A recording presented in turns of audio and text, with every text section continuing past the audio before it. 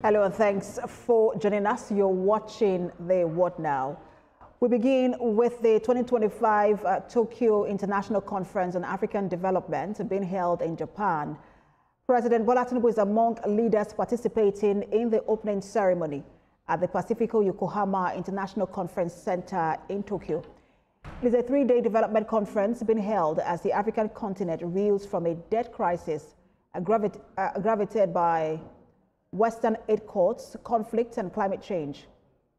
Other attendees include South Africa's Cyril Ramaphosa, William Ruto of Kenya, and the Secretary General of the United Nations, Antonio Guterres. The conference is expected to touch on possible future free trade deals between Japan and African nations, loan guarantees, and investment incentives for Japanese firms. We need to promote Africa-Japan partnership and promote the development of the African continent. Cooperation is necessary. There has to be a platform for practical action. So TICAD is a very important venue, and I would like to take this opportunity to praise the Japanese government for taking such an initiative. For Gavi Alliance, in the coming 5 years, we will contribute at least $550 million. And we would like to support Africa's vaccine supply. In the education sector, which is the primary foundation of human resource development, we will improve learning for 10 million children and develop 150,000 advanced personnel. With the world's youngest population, abundant natural resources, and a vibrant entrepreneurial spirit, Africa is poised for progress.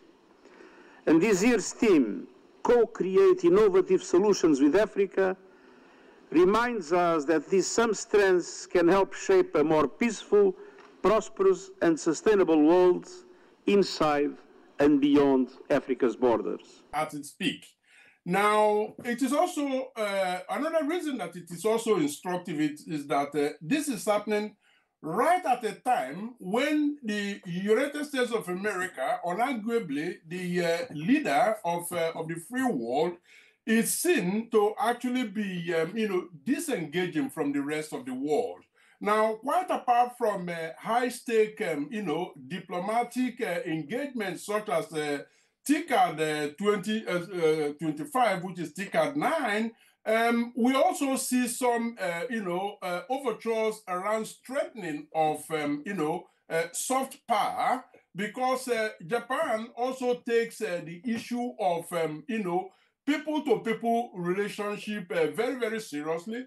Culture is high on its agenda, the same as, arts and education. Now, they have found a way to actually weave all of these high-stake, diplomatic engagements together with, factors around soft power when they talk about education, when they talk about health, and all of that.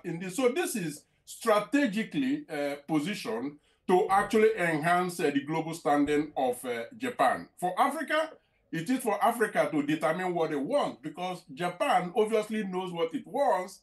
Africa needs to determine exactly what is in it for them.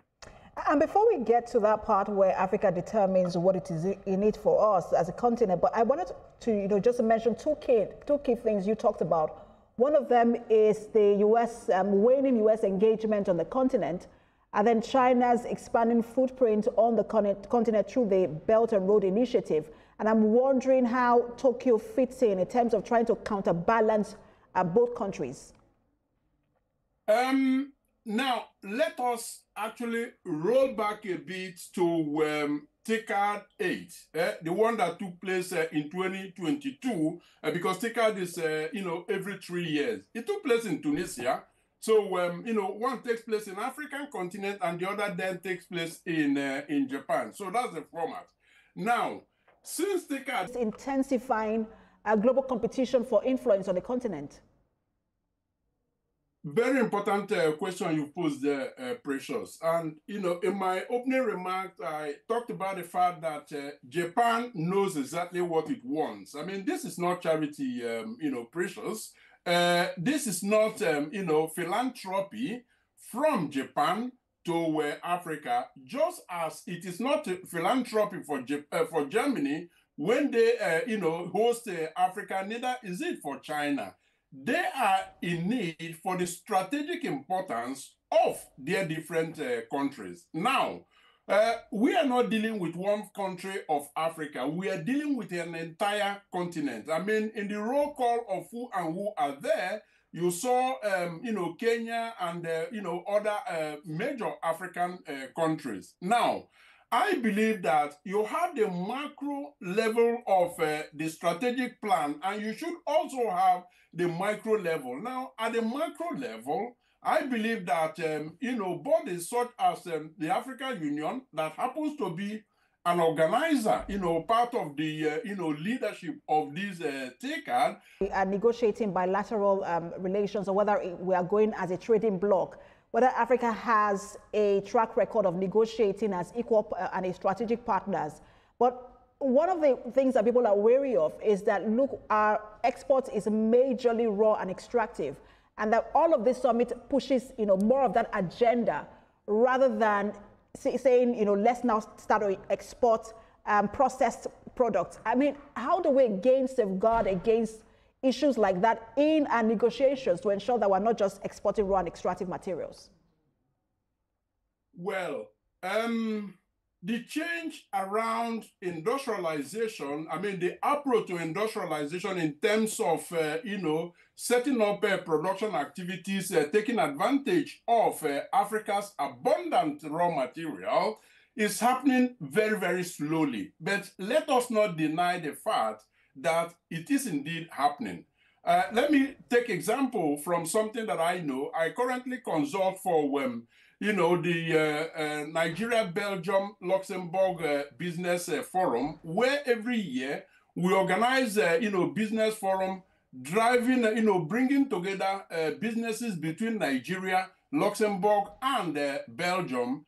And part of the emphasis in that activity is, encouraging the production activities in Nigeria to create jobs. I mean, we are not saying you have to produce everything in Nigeria, but at least have produced, if it is possible, produce everything and then export them to, the destination country.